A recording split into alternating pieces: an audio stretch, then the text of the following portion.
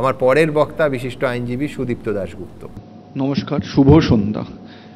যে কোনো সভ্য সমাজ বা জাতি গঠনের জন্য যে দুটো জিনিস সব থেকে জরুরি একটা সমাজ বা একটা জাতির উন্নতির জন্য, সেটা হচ্ছে শিক্ষা এবং স্বাস্থ্য।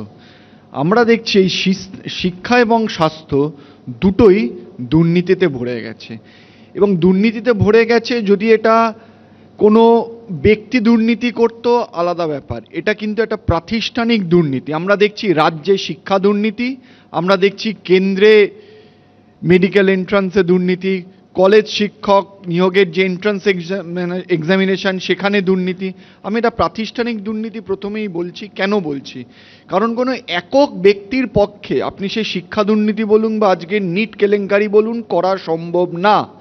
যদি যারা এক্সামিনেশন করছে, যারা এই এক্সামিনেশনের সঙ্গে যুক্ত আছে, যেসব সরকারি আধিকারিকরা যুক্ত আছে, তারা যদি ইনভলভ না থাকে, কোনো এক ব্যক্তি কোনো এক জায়গায় বসে প্রশ্ন ফাঁস করাটাই সম্ভব না। তার কারণ এই প্রশ্ন যে তৈরি হয় যে কোনো এক্সামিনেশনে খুবই সিক্রেট হতে হয়, এবং মুষ্টিমেয় কিছু লোক ছাড়া, যারা ওই এক্সামিনেশন কন্ডাক্টিং বডিতে আছে, সেরম কিছু লোকজন ছাড়া কিন্তু এই প্রশ্নপত্র জানা সম্ভব না। এই যে ব্ল্যাঙ্ক ওয়েমার্ক দিয়ে নম্বর পাচ্ছে আমরা পশ্চিমবঙ্গে দেখেছি, এবং এই নিটের ক্ষেত্রেও দেখলাম কি করে হচ্ছে। যখন সে ব্ল্যাঙ্ক ওয়েমার্কটা জমা দিচ্ছে, তাহলে কেউ তো ফিল আপ করে দিচ্ছে, এটা কি যারা পরীক্ষা নিচ্ছে তারা জানছে না? তাদের কন্ডাক্টেই তো জিনিসটা ইভ্যালুয়েশন হচ্ছে। এটা হচ্ছে কি করে? আমরা দেখছি সব রাজ্যই, আমাদের রাজ্য সরকার বলুন বা কেন্দ্রীয় সরকার বলুন, বলছে জিরো টলারেন্স টু করাপশন। কিন্তু শুধু কি মুখেই বলা, কাজে তো আমি দেখতে পাচ্ছি না। আজকে আমাদের রাজ্যের কথা ভাবুন, শিক্ষা দুর্নীতি হয়েছে। আমি ভাবতাম যে এখনকার যিনি শিক্ষামন্ত্রী তিনি এসে বলছেন যে দুর্নীতি হয়েছে, আমার যে আগের লোক উনি দুর্নীতির সঙ্গে যুক্ত, এই দুর্নীতির যারা বেনিফিশিয়ারি, যারা বেআইনিভাবে চাকরি পেয়েছে তাদের চাকরি আমরা বাতিল করে দেবো, আমরা জিরো টলারেন্স টু করাপশন। উল্টে আমরা কি দেখলাম?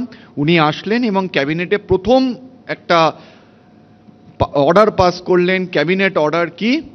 যারা বেআইনিভাবে চাকরি পেয়েছে, কোর্টে যে আবেদন করেছিল সেখানে লেখা ছিল ইললিগাল অ্যাপয়েন্টিজ, কারুর যাতে চাকরি না যায়, ইললিগাল অ্যাপয়েন্টিজের যাতে চাকরি বেঁচে যায়, তাই জন্য আমরা সুপার নিউমারিক পোস্ট ক্রিয়েট করছি।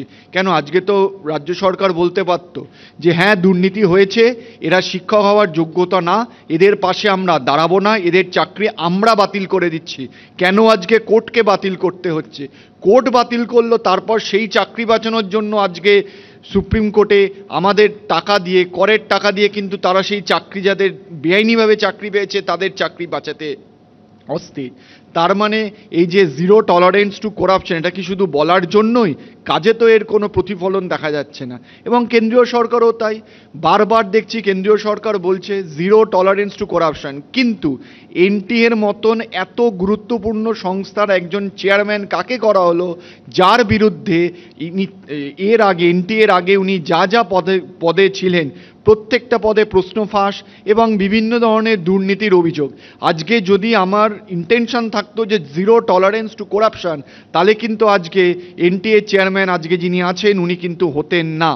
আমার এইখানেই বক্তব্য, আজকে যদি সত্যি কেন্দ্রীয় সরকার বা রাজ্য সরকার চাইতো যে আমরা জিরো টলারেন্স টু করাপশন, তাহলে কিন্তু সত্যি দুর্নীতি হতো না। দাঙ্গা যেরকম সরকার না চাইলে হয় না, সেরকমই এই রকম দুর্নীতি শিক্ষাক্ষেত্রে, স্বাস্থ্যক্ষেত্রে সরকার যদি না চায় হওয়া অসম্ভব।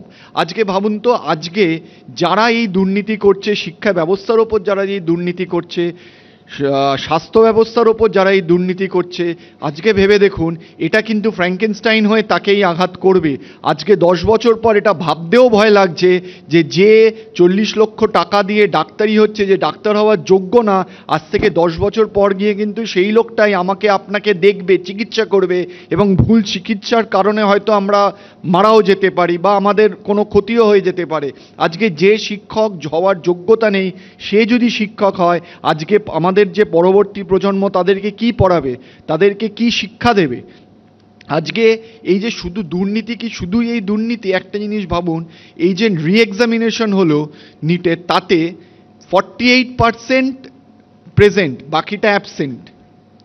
এই অ্যাবসেন্ট কেন? কারণ দিনে দিনে মানুষের প্রতি যারা ক্যান্ডিডেট, তাদের এই সরকারের প্রতি আস্থাটা চলে যাচ্ছে। তারা ভাবছে আমরা যদি এক্সামিনেশনে বসি কি হবে, আবার তো সেই দুর্নীতি হবে, আবার আমি যোগ্য, আমি পাবো না, আমার তার থেকে আমি বসবোই না, আমাকে বসতে গেলেও তো কিছু টাকা দিতে হবে, আমি শুধু টাকাটা কেন খরচা করব যেখানে দুর্নীতি।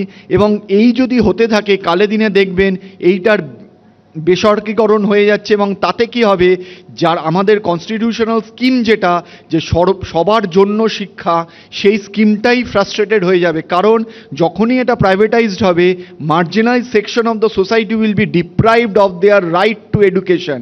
রাইট টু এডুকেশন মানে কিন্তু শুধুই 1 to 8 বা 1 to 12 না। আজকে যদি একজন যোগ্য কোনো ব্যক্তি হয় যে মেডিকেল ডাক্তারি পড়ার জন্য যোগ্য, সে কিন্তু আজকে বাধা পাবে, কারণ যদি প্রাইভেটাইজড হয়ে যায় সে সেই টাকাতে কুলোতে পারবে না।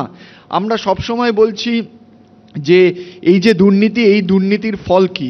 এই দুর্নীতির সবথেকে বড় ফল হলো আজ থেকে কিছুদিন পর দেখবেন আমরা কিন্তু বিলুপ্ত হয়ে গেছি। আমাদের সমাজ বলে, সভ্য সমাজ, জাতি বলে কিছু থাকবে না, কারণ আমরা নিজেরাই নিজের ধ্বংসে নেমে এসেছি। আজকে এই যে একজন বিহারে একজন টাকা দিয়ে প্রশ্ন ফাঁস করছে, আপনি বলুন তো সে একজন ব্যক্তি কি করে প্রশ্নটা পাচ্ছে?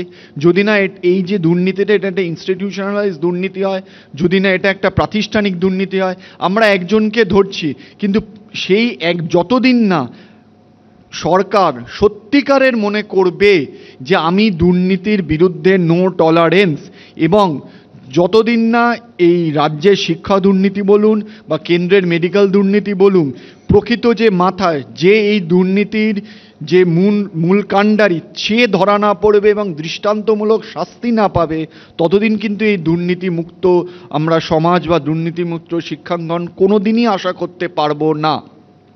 এই যে আমরা দেখুন পশ্চিমবঙ্গে শিক্ষা দুর্নীতি, আজকে এখানে এই রাজ্য সরকার বলছে যে কেন্দ্রীয় সরকার দুর্নীতি করেছে, কেন্দ্রীয় সরকারের আমাদের দুর্নীতি নিয়ে বলার কোনো অধিকার নেই। কেন্দ্রীয় সরকার বলছে আজকে রাজ্য সরকার দুর্নীতি করছে, তারা কোন মুখে আমাদের সমালোচনা করছে? বিষয়টা সমালোচনার না, বিষয়টা রাজনীতিক ঊর্ধ্বে। বিষয়টা হলো আমাদের পরবর্তী প্রজন্ম, আমাদের সমাজকে আমরা কোন পথে এগিয়ে নিয়ে যাচ্ছি। আজকে রাজ্য বলুন বা কেন্দ্র বলুন, কারোরই কিন্তু কোনো সদিচ্ছা নেই যে আমরা দুর্নীতিমুক্ত সমাজ করব, দুর্নীতিমুক্ত শিক্ষা ব্যবস্থা করব বা স্বাস্থ্য ব্যবস্থা করব। আজকে যে অবস্থা যদি সত্যি সেটা থাকতো, যেটা আমি আগেও বলেছি, তাহলে কিন্তু আজকে রাজ্য সরকার ব্যবস্থা নিত যাতে করে একটাও অযোগ্য শিক্ষক আজকে পশ্চিমবঙ্গে শিক্ষকতা করতো না। বা আজকে কেন্দ্রীয় সরকার কেন শুধু নিটটাকে ক্যান্সেল করলো, কেন নিট ইউজি বা পিজির টোটালটাকে ক্যান্সেল করলো না, কেন পোস্টপন করলো? যেখানে দুর্নীতির অভিযোগ, আমি যদি স্বচ্ছতা বজায় রাখতে চাই, আমি ক্যান্সেল করব। আমি আমার পুরো সংস্থা যে এনটিএ করেছে, যাদের বিরুদ্ধে অভিযোগ, তাদেরকে আমি পরিবর্তন করব, আমি নতুনভাবে পরীক্ষা নেব। তার বদলে এখন একটা নতুন দেখি সবাই বলছে কোর্টে এখন আছে, সুপ্রিম কোর্ট বুঝবে। কেন? মানুষ কি সুপ্রিম কোর্টকে ভোট দিয়েছে? আমাদের এক্সিকিউটিভ, আমাদের লেজিসলেচার তো পুরোপুরি আলাদা। আজকে এক্সিকিউটিভের কি বলছে যে আমাদের এই ডিসিশন নেওয়ার ক্ষমতা নেই, আমরা সুপ্রিম কোর্টের ওপর নির্ভরশীল। কেন সুপ্রিম কোর্টের ওপর আমরা নির্ভরশীল হব? মানুষকে কোর্টে কখন যেতে হয়? যখন সে সরকারের থেকে সঠিক বিচার না পায়। তাহলে কি আজকে সরকার মেনে নিচ্ছে যে তারা সঠিক বিচার দিতে পারছে না, আপনারা সুপ্রিম কোর্টে যান? কেন আজকে নিজে থেকে কেন্দ্রীয় সরকার বলল না যে আমরা সমস্ত কিছু বাতিল করছি, আমরা এনটিএর পুরো বডি কনস্টিটিউট চেঞ্জ করছি, আমরা নতুনভাবে কনস্টিটিউট করব, স্বচ্ছতার সঙ্গে পরীক্ষা হবে? সেই কনফিডেন্স কেন দিতে পারছেন না? কেন শুধুমাত্র 48% ছেলে নতুন রিএক্সামিনেশনে বসলো, বাকিরা বসলো না? কারণ সেই যে বিশ্বাস ক্যান্ডিডেটদের, সেই বিশ্বাসই কিন্তু আজকে তারা হারাচ্ছে।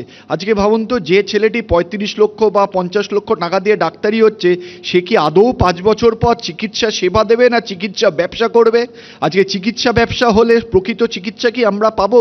আমরা কেউ পাবো না, কারণ সেটা সেবা থাকবে না, সেটা ব্যবসায় পরিণত হবে।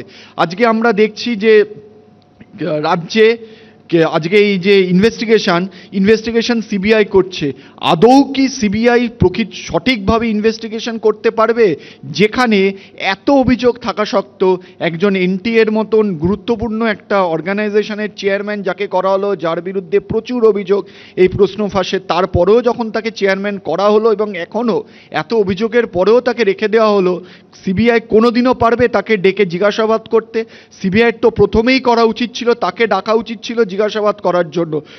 একটা লোকের পক্ষে, বিহারের কোন লোক, একার পক্ষে সম্ভবই না সেই প্রশ্নপত্র ফাঁস করা, রাজ্য হোক কি কেন্দ্র, দুজনেরই কোনো সদিচ্ছা নেই যে আমরা দুর্নীতির বিরুদ্ধে লড়াই করব। আজকে আমি সবার কাছে এখানে আবেদন করব যে অনেক রাজনীতি হয়েছে, একটু সমাজের কথা ভাবুন, নালে কিন্তু ফ্র্যাঙ্কেনস্টাইন হয়ে আমাদেরই এটা খেয়ে নেবে। আর একটা কথা বলে আমি শেষ করব, আমি জানি না এটা আমাদের গর্ব কিনা, হয়তো উন্নয়ন বা সংস্কৃতিতে আমরা কাউকে পথ দেখাতে পারিনি, তবে দুর্নীতিতে বাংলা কিন্তু সারা দেশকে পথ দেখিয়েছে। ধন্যবাদ, নমস্কার। ধন্যবাদ সুদীপ্ত। সুদীপ্ত বলছিল প্রাতিষ্ঠানিক দুর্নীতি, সেই কারণেই প্রশ্ন তুললাম যে এই সঞ্জীব মুখিয়া, তার পেছনে নিঃসন্দেহে আরও বড় মুখিয়ারা রয়েছে। ওই মুখোশ পরা মুখিয়াদের মুখোশ শেষ পর্যন্ত কোনো তদন্ত কি খোলা যাবে? সুদীপ্ত যখন এ রাজ্যের শিক্ষা দুর্নীতির উদাহরণ টানছিল, আমি শুধু ফ্ল্যাশব্যাকে চলে যাচ্ছিলাম 2018 সালে। এ রাজ্যে মাধ্যমিকের প্রশ্নপত্র ফাঁসের অভিযোগ উঠল। বিষয়টা এমন জায়গায় পৌঁছে গেল যে রবিবার ছুটির দিন তৎকালীন শিক্ষামন্ত্রীর বাড়িতে রিপোর্ট দিতে পৌঁছে গেলেন তৎকালীন মধ্যশিক্ষা পর্ষদের সভাপতি। সেদিনের সেই রিপোর্ট, তা নিয়ে যদি দুজনের মধ্যে সামান্যতম মতভেদ থাকে, তাহলে আজ দুজনে মুখোমুখি বসে তা সহজেই মিটিয়ে নিতে পারেন। তার কারণ তৎকালীন শিক্ষামন্ত্রীর নাম পার্থ চট্টোপাধ্যায় এবং মধ্যশিক্ষা পর্ষদের তৎকালীন সভাপতির নাম কল্যাণময় গঙ্গোপাধ্যায়। এই মুহূর্তে দুজনের ঠিকানাই এক, প্রেসিডেন্সি জেল। দুজনেই কোটি কোটি টাকার নিয়োগ দুর্নীতি মামলার অভিযুক্ত। আবার দেখুন, ঠিক এখন যেরকম আরএসএস ঘনিষ্ঠ প্রদীপ যোশীকে এনটিএর চেয়ারম্যান পদে বসানো নিয়ে এত প্রশ্ন উঠছে দেশ জুড়ে, তখন এ রাজ্যের মানুষের মানিক ভট্টাচার্যের উদাহরণ তো মনে পড়বেই। প্রদীপ যোশী মধ্যপ্রদেশ পাবলিক সার্ভিস কমিশনের চেয়ারম্যান থাকাকালীন কমিশনের বিরুদ্ধে নানা অভিযোগ ওঠে, তবুও তাকে এনটিএর চেয়ারম্যান করা হয়। আবার আমাদের রাজ্যে 2016 সালে বিধায়ক হওয়ার পরও প্রাথমিক শিক্ষা পর্ষদের একেবারে শীর্ষ পদে রেখে দেওয়া হয়েছিল মানিক ভট্টাচার্যকে। এমনকি দুর্নীতিতে নাম জড়ানোর পরেও শেষ পর্যন্ত হাইকোর্টের নির্দেশে পদ ছাড়তে হয় মানিক ভট্টাচার্যকে। এখন তিনি জেলে, কিন্তু এখনও দল তাকে মানিকই মনে করে। তাই জন্য পার্থ চট্টোপাধ্যায়কে সাসপেন্ড করা হলেও মানিক ভট্টাচার্যের বিরুদ্ধে আজও কোনো ব্যবস্থা নেওয়া হয় না। দুর্ভাগ্য যে প্রদীপ যোশী বা মানিক ভট্টাচার্যরা কেন্দ্রে বা রাজ্যে, এই রাজ্যে বা অন্য রাজ্যে কোথাও বিরল নন।